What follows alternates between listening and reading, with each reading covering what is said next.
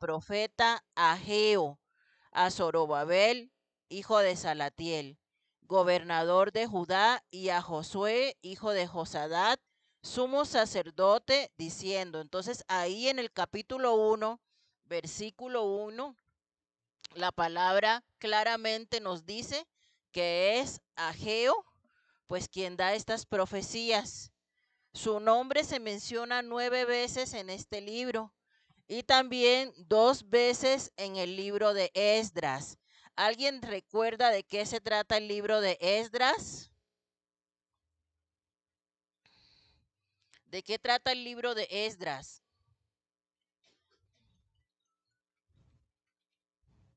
Retrocédanse un poquito en su Biblia y vámonos al capítulo 5 de Esdras. Recordamos que el pueblo de Israel se dividió en reino del norte, reino del sur por causa del pecado. Y durante esos 20 reinados que tuvo tanto el reino del norte como el del sur, el pueblo se dedicó a pecar, cayó en la idolatría, cayó en muchos pecados. Entonces, cuando el pueblo empezó a pecar, el Señor envió a sus profetas a que les dijeran que si ellos no se volvían a Dios, pues iban a venir otras naciones extranjeras y los iban a llevar cautivos. Se cumple esta palabra y al reino del norte se lo lleva cautivo Asiria y al reino del sur se lo lleva cautivo Babilonia. Después de 70 años que se cumplieron tal cual como lo profetizó el profeta Jeremías, ¿sí? El pueblo empieza a retornar, pero no retorna todo el pueblo en un solo grupo, retornan en 3 grupos, ¿sí? Entonces, retorna primero un grupo con Zorobabel, retorna otro grupo con Esdras y retorna otro grupo con Nehemías. Zorobabel guió a 50,000 desde Babilonia a Jerusalén. Luego, Esdras guió a 1,700 hombres y de 5,000 a 10,000 mujeres y niños a Jerusalén. Y por último, Nehemías guió el último grupo desde Babilonia hasta Jerusalén. ¿Sí? En esos 3 grupos se devolvieron nuevamente a su tierra. Ageo va a profetizar al primer grupo de judíos que se devolvió a Jerusalén, ¿sí? Al grupo que se devolvió bajo la guía de Zorobabel. Entonces, aquí en el capítulo 5 de Esdras, dice la palabra en el versículo 1, profetizaron Ageo y Zacarías, hijo de Ido, ambos profetas, a los judíos que estaban en Judá y en Jerusalén, en el nombre del Dios de Israel, quien estaba sobre ellos.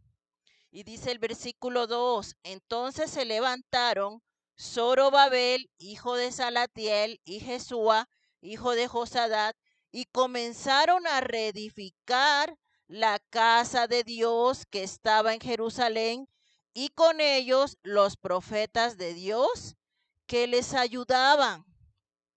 ¿Sí? Entonces, aquí en la palabra, en el libro de Esdras, que son los libros que se escriben durante el retorno, de hecho los libros del retorno son Esdras, Nehemías y Esther, en estos libros que se escriben, ¿sí? Durante ese periodo del retorno de los cautivos desde Babilonia hasta Jerusalén, se habla del profeta Ageo. Entonces, a lo largo de este libro de Ageo, la palabra nos dice que a Ageo el Señor le habló en 4 ocasiones, ¿sí? De hecho, aquí cuando leamos el libro de Ageo, vamos a ver, vino a mi palabra del Señor por primera vez, luego por segunda vez, luego por tercera vez. Son 4 mensajes, ¿sí? Que el Señor le da a Ageo, y esos 4 mensajes se los da el Señor a Ageo durante 4 meses. Entonces, básicamente, lo que hace el profeta Ageo es dar una palabra de aliento al pueblo. ¿Por qué? Porque El primer grupo de judíos que regresaron desde Babilonia empezó a echar los cimientos para el nuevo templo. Recuerden que el templo había sido destruido por Nabucodonosor, ¿sí? Nabucodonosor, el día que entró y se lo llevó cautivo, destruyó el templo, destruyó la ciudad, quemó todo, se llevó los tesoros, hizo un desastre, ¿sí? Este primer grupo que regresa con Zorobabel empieza a construir los cimientos del templo, pero en el libro de Esdras se nos cuenta que debido a que los samaritanos y otros opositores de los judíos se pusieron en contra de que se llevara a cabo esa reconstrucción del templo, la obra se detuvo. Vamos a verlo. Vamos a ir primero al capítulo 3 de Esdras, porque necesitamos ver algunas cositas de Esdras para poder entender mejor Ageo. De hecho, denle una ojeada rápida, abran su Biblia en el libro de Esdras. Y si ven, por ejemplo, en Esdras capítulo 1, ¿qué dice arriba? El decreto de Ciro, ¿verdad? Ciro hizo el decreto para que los judíos regresaran a Jerusalén y empiezan a regresar. En el capítulo 2 hay una lista de quiénes, de los que volvieron con Zorobabel, exactamente. Y en el capítulo 3 dice restauración del altar y del culto. Ese primer grupo que llegó empezó a reconstruir el altar, reconstruir esa relación espiritual, ¿sí?, de los judíos con el Señor. Pero vamos a ver lo que pasó en el capítulo 3, versículo 8 al 10. Dice, en el año segundo de su venida a la casa de Dios en Jerusalén, en el mes segundo, comenzaron Zorobabel, hijo de Salatiel, Jesúa, hijo de Josadat, y los otros sus hermanos, los sacerdotes y los levitas, y todos los que habían venido de la cautividad a Jerusalén, y pusieron a los levitas de 20 años arriba para que activasen la obra de la casa de Jehová. Jesúa también sus hijos y sus hermanos, Camiel y sus hijos, hijos de Judá, como un solo hombre, asistían para activar a los que hacían la obra en la casa de Dios, junto con los hijos de Enadad, sus hijos y sus hermanos levitas. Y cuando los albañiles del templo de Jehová echaban los cimientos, pusieron a los sacerdotes vestidos de sus ropas y con trompetas, y a los levitas, hijos de Asad, con címbalos para que alabasen a Jehová, según la ordenanza de David, rey de Israel. Entonces vemos que este grupo regresó muy contento, muy feliz, empezaron a construir y los sacerdotes empezaron a alabar al Señor mientras ellos construían. Sin embargo, vemos en el capítulo 4 que dice, los adversarios detienen la obra. Así tal cual como sucedió en el libro de Nehemías. Recuerden ustedes que en Nehemías el Señor puso todo para que se reconstruyeran las murallas. Pero ¿qué pasó? Hubo adversarios, ¿cierto? Y entonces dice la palabra que Nehemías organizó a todas las familias judías de tal manera que con una mano construían y con la otra tenían la espada, ¿no? Porque los adversarios estaban ahí y no los dejaban levantar el muro. Eso mismo, la misma oposición hubo también cuando se estaba reconstruyendo el templo. En el capítulo 4, versículo 21 dice, ahora pues, ¿sí?, de tanto que los adversarios de los judíos se quejaron con el rey que estaba en turno, finalmente se da la orden de detener la obra, de detener la construcción del templo. Y dice, ahora pues, dad orden que cesen aquellos hombres y no sea esa ciudad reedificada hasta que por mí sea dada nueva orden, dice el rey.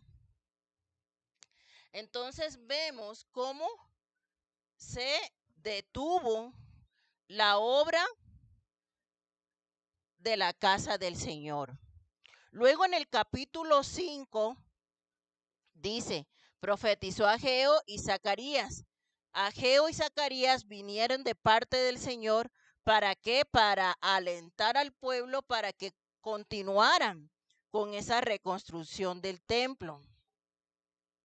Dice Esdras 6:14, y los ancianos de los judíos edificaban y prosperaban conforme a la profecía del profeta Ageo y de Zacarías, hijo de Ido. Edificaron pues y terminaron por orden del Dios de Israel y por mandato de Ciro, de Darío y de Artajerjes, rey de Persia. Entonces, finalmente, el templo fue reconstruido, pero para que eso se pudiera llevar a cabo, tuvieron que intervenir Ageo y Zacarías para que el pueblo se animara, porque ellos cuando el rey dio esta orden de que se pare la obra, se desanimaron, ¿sí? Se desanimaron. Entonces, el propósito y el tema, ahí están las diapositivas, bueno, el propósito y el tema del libro de Ageo. El tema de Ageo es la reconstrucción del templo. En relación a este tema, él profetizó por dos razones. Primero, para animar a Zorobabel, el gobernador de Judá, y a Josué, el sumo sacerdote, a dirigir a los judíos en la reconstrucción del templo. Y el segundo objetivo era para alentar a los judíos a reconstruir el templo y así recibir las bendiciones de Dios. Aspectos especiales sobre el libro de Ageo. Esta fue la primera profecía clara en Judá después del cautiverio en Babilonia. ¿Sí? Ya les mencioné, fue el primer profeta que el Señor levantó regresando del cautiverio. Es un libro muy corto, ¿sí? Después, de hecho es el segundo libro más corto del Antiguo Testamento. El más corto es Abdías, que también ya lo vimos, ¿cierto? Y luego de Abdías sigue Ageo. Alguna forma de la frase, así dice Jehová de los ejércitos, aparece numerosas veces en este libro. Y una de las profecías que más conocemos, que más mencionamos, ¿sí? Está precisamente en el libro de Ageo, porque es este profeta el que habla de que la gloria postrera será mayor que la primera. Amén. Y eso lo dice precisamente porque está hablando del templo. Ahorita vamos a ver específicamente por qué él dice esas palabras en ese momento histórico del pueblo. Luego tienen ahí un cuadrito con el bosquejo del libro de Ageo y básicamente se divide en 4 mensajes, ¿sí? El primer mensaje que está en el capítulo 1, del 1 al 15, que habla sobre poner a Dios en primer lugar. Este mensaje se lo dio Dios a Ageo el primero del mes de Lul, que en nuestro calendario, digamos, sería el 29 de agosto, ¿sí? Luego, el segundo mensaje trata de que la presencia de Dios es más importante que la belleza. ¿Cuál belleza? La belleza de un templo. Ahorita lo vamos a ver. Y ese mensaje se lo dio el Señor a Ageo el 17 de octubre. Está el capítulo 2 del versículo 1 al 9. Luego, el tercer mensaje habla sobre que es más fácil esparcir el pecado, ¿sí? Que esparcir la santidad. Eso está en el capítulo 2 del versículo 10 al 19. Y ese mensaje se lo dio al Señor a Ageo en el 24 de Kislet, que es diciembre 18. Y el último mensaje, que está del capítulo 2, versículo 20 al 23, habla sobre el día del Señor que enaltecerá a los santos. Y este mensaje también fue dado el día 18 de diciembre. Entonces, ahora sí, vámonos a Ageo.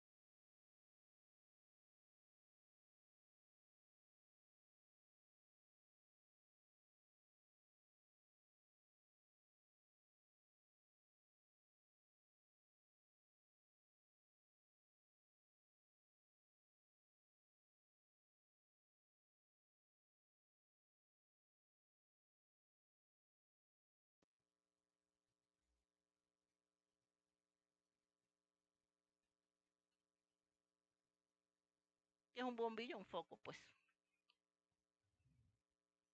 Entonces, al final, hermanos, no es lo material lo que ocupa el primer lugar, es lo espiritual lo que debe estar primero, es lo espiritual. ¿Sí? Si nosotros buscamos al Señor y adoramos al Señor y buscamos llenarnos de la presencia del Espíritu Santo y nos convertimos realmente en eso que dice la palabra en Juan, en adoradores que adoren en espíritu y en verdad, lo material va a venir, créanme que lo material va a venir. Y a veces ni siquiera con la misma gente de la iglesia, la gente que usted menos se imagina. Dios le pone en su corazón. La gente que menos se imagina. Pero necesitamos nosotros buscar primero.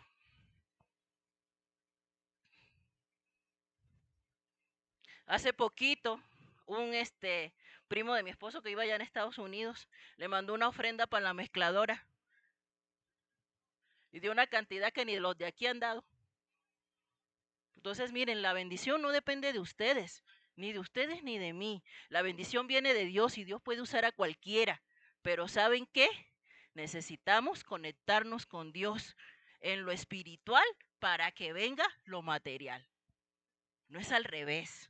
No es que necesitamos tener primero el megamicrófono para que baje la... No, no es así, es al revés. Yo necesito primero conectarme con el Señor para que el Señor entonces nos dé otro lugar más grande, más bonito, más sofisticado y todos esos sueños que tenemos en nuestro corazón el Señor lo puede hacer. Eso para Dios no es imposible.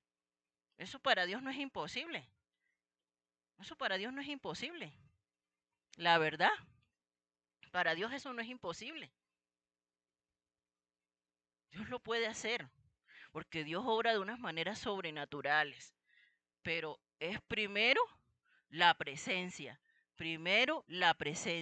y la presencia surge primero, uno, con el Señor. Amén. Necesitamos entender eso, hermanos. El día que nosotros busquemos al Señor de todo corazón, de toda nuestra alma, con todas nuestras fuerzas, con toda nuestra mente, vamos a ver el poder de Dios en nuestras vidas. El día que nosotros seamos como un Daniel, que Daniel no se dejó llevar por las corrientes del mundo, que Daniel era obediente primero a Dios, antes que inclusive a sus mismos jefes, ¿verdad? Porque su jefe le estaba diciendo, no, tú te tienes que arrodillar hasta la estatua de Darío. Y él dijo, no, yo no voy a adorar a ningún hombre, yo tengo mi Dios. El día que nosotros vivamos en intimidad, el día que nosotros vivamos en obediencia, ya se los dije y se los vuelvo a decir una y mil veces. ¿Quieres ver, necesitas un milagro? Obedece al Señor. ¿Quieres ver cosas sobrenaturales? Obedece al Señor.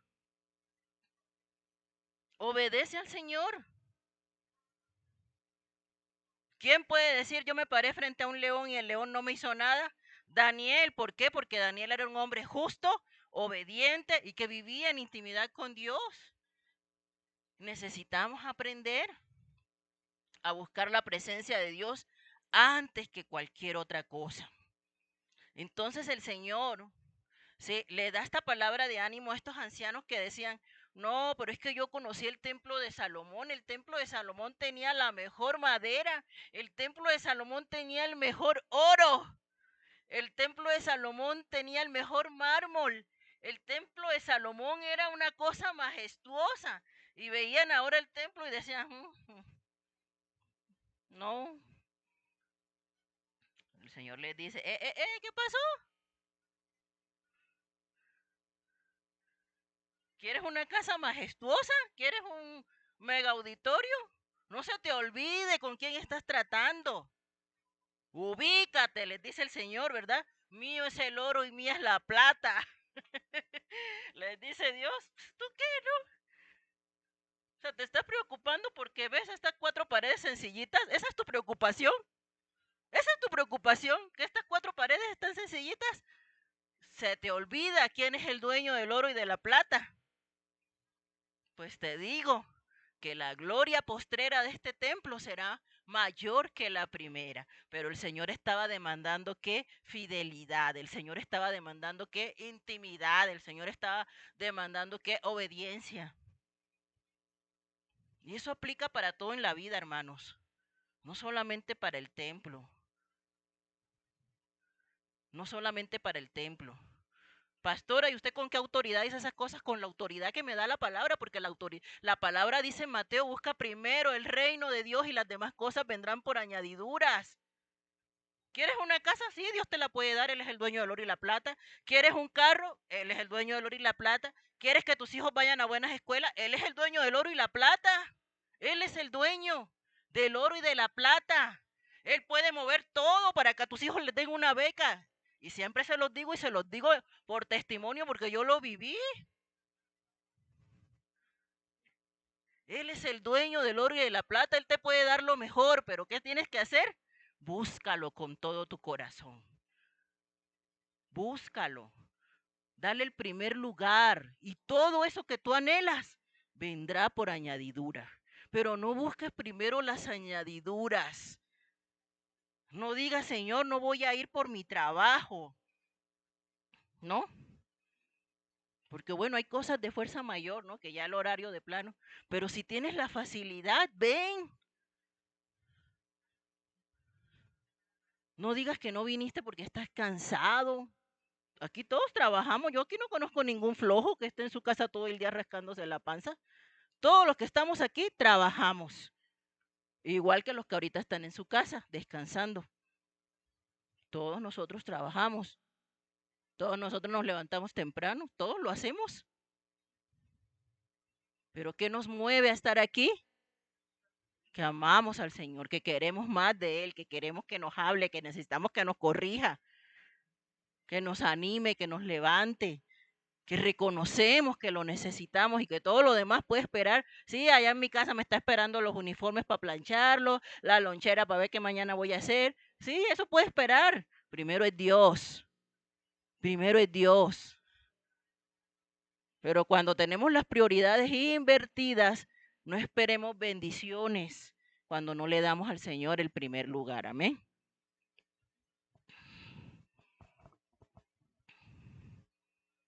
Entonces, básicamente el Señor les está diciendo esto. Pues busquen mi presencia, ¿no? O sea, lo importante es mi presencia, lo importante no es la apariencia del lugar, ¿sí? Cada congregación está según las posibilidades en las que pueda estar. Hay templos muy majestuosos, ¿verdad? Yo conozco templos muy bonitos, muy grandes, gloria a Dios. Se han esforzado para llegar ahí, porque un templo así no se hace en dos ni en 3 años. Esas iglesias grandes, bonitas que tú las ves, ve, pregúntale a sus pastores cuánta piedra han picado. 20, 30, 40 años. Eso no es de un día para otro. Pero ¿qué hicieron? Buscaron la presencia. ¿Qué hizo esa congregación? Buscó la presencia. Y en cualquier momento el Señor dice, aquí está la bendición, ¿no? Pero preocupémonos, hermanos, por estar en la presencia de Dios, por no alejarnos, por andar distrayéndonos en tonterías. Muchos se distraen por cualquier cosa.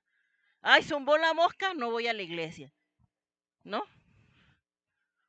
Tengo gripa, no voy a orar porque tengo moco, ¿no? Muchos se distraen por cualquier cosa, se alejan por cualquier cosa, se desaniman por cualquier cosa. Pero ya no estamos para eso, hermanos. De verdad. Yo creo que nos hemos esforzado por darles mucha palabra, mucho alimento, para que maduren, porque lo que nos hace madurar es el alimento espiritual, el alimento sólido. Y aquí no les damos caldito ni sopita aguada, aquí les damos alimento sólido para que maduren, para que maduren. Entonces ya no estamos en tiempos como O sea, ya Cristo viene pronto, hermanos, y no estamos como que andar ahí distrayéndonos por cualquier cosa. Necesitamos permanecer en el Señor, puestos los ojos en Jesús, autor y consumador de nuestra fe. Deje de andar distrayéndose con cualquier cosa, deje de andar poniendo cualquier cosa por excusa. Necesitamos ya madurar, ya madurar.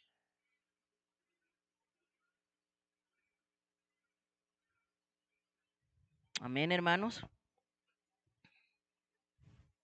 Tercer mensaje de Ageo. Es más fácil esparcir el pecado que la santidad. Y dice Ageo, versículo 10, a los 24 días, y viene el tercer mensaje. Si ven que todos tienen una fecha, ¿verdad? A los 24 días del noveno mes, en el segundo año de Darío, vino palabra de Jehová por medio del profeta Ageo diciendo, así ha dicho Jehová de los ejércitos. Pregunta ahora a los sacerdotes acerca de la ley diciendo, si alguno llevare carne santificada en la falda de su ropa, y con el vuelo de ella tocare pan o vianda o vino o aceite o cualquier otra comida, ¿será santificada? Y respondieron los sacerdotes y dijeron, no. Y dijo Ageo, si un inmundo a causa de cuerpo muerto tocare alguna cosa de estas, será inmunda. Y respondieron los sacerdotes, inmunda será. Y respondió Ageo y dijo, así es este pueblo y esta gente delante de mí, dice Jehová, y asimismo toda obra de sus manos y todo lo que aquí ofrecen es inmundo.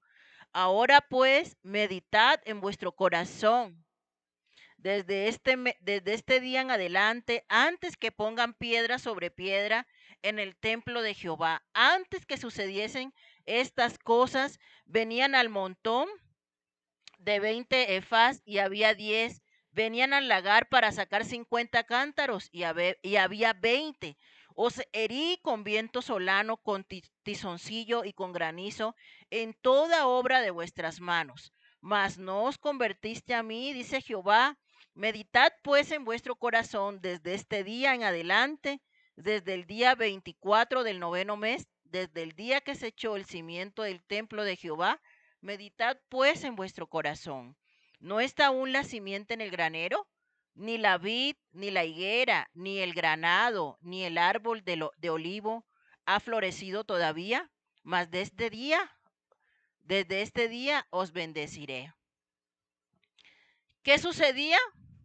Dice el Señor, si un sacerdote lleva un pedazo de carne santificada y luego toca el pan, ¿se va a santificar el pan? No, decían los sacerdotes, ¿sí?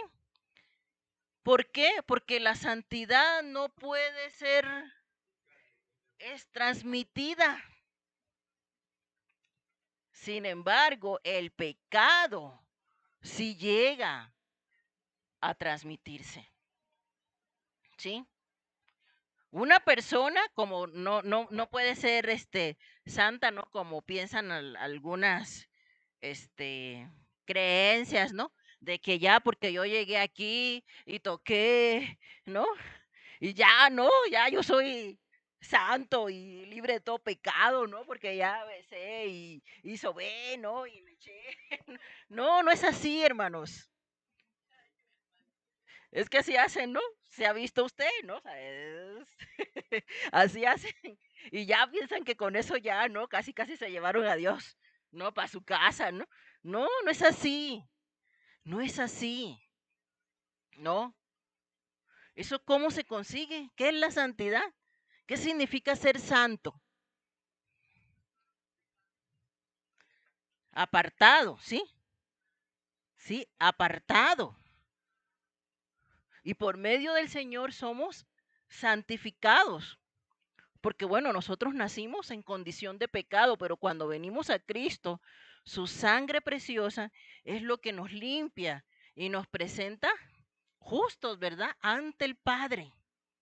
Eso es lo que dice la palabra. Pero no por nuestras obras, no por nuestro mérito, no porque seamos muy buenos, no, sino por la sangre de Jesús. Es la única manera, no hay otra forma, ¿no? En la que nosotros somos santificados, sino nada más por la sangre de Jesús. Sin embargo, es tan fácil ser contaminados, ¿sí? Y así como, por ejemplo, si escucharon hace poco, no hace meses, esta, este problema que estaba dando viral del síndrome de Guillain-Barré, ¿sí escucharon ustedes las noticias? ¿Sí llegaron a escuchar esa noticia? Que es una enfermedad que te paraliza los músculos, de abajo hacia arriba.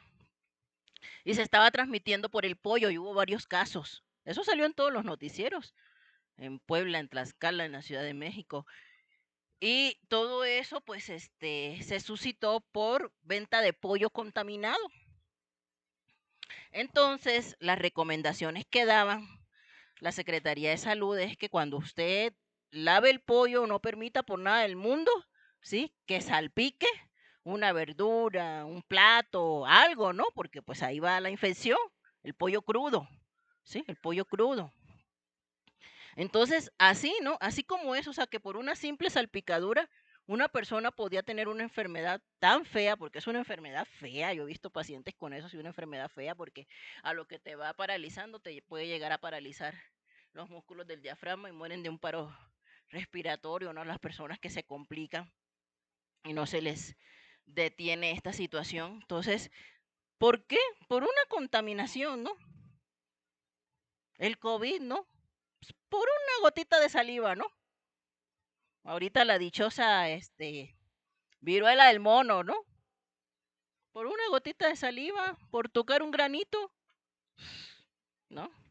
Entonces, por una cosita, así como la enfermedad, así también el pecado, ¿no? Dice la palabra, un poco de levadura leuda toda la masa.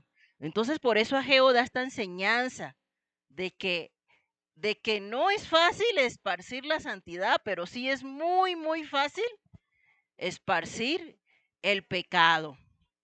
Y el pueblo tenía que vivir en santidad. Y para vivir en santidad nosotros necesitamos arrepentirnos de nuestros pecados. Arrepentirnos de nuestros pecados. Porque todos los días nos equivocamos. De palabra, de acciones, de pensamientos y de omisiones. ¿Sí?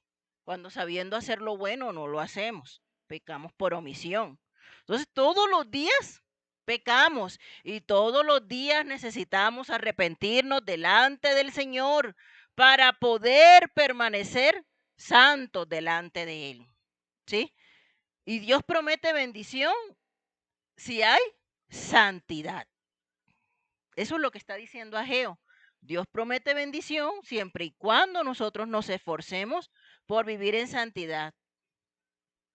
¿Es difícil, hermana? Es difícil, hermanos, pero no imposible, porque tenemos al Espíritu Santo de Dios que nos redarguye cada que metemos la pata, ¿sí o no? ¿Sí o no? De que redarguye, redarguye, y el que ya no sienta nada es porque ya se contristó el Espíritu Santo, pero los que buscamos al Señor, usted dice lo que no debe, y sientes un no sé qué, un no sé cuándo, un no sé dónde, pero es el Espíritu Santo que ya tú sabes que te está hablando, ¿verdad? Y que hiciste algo malo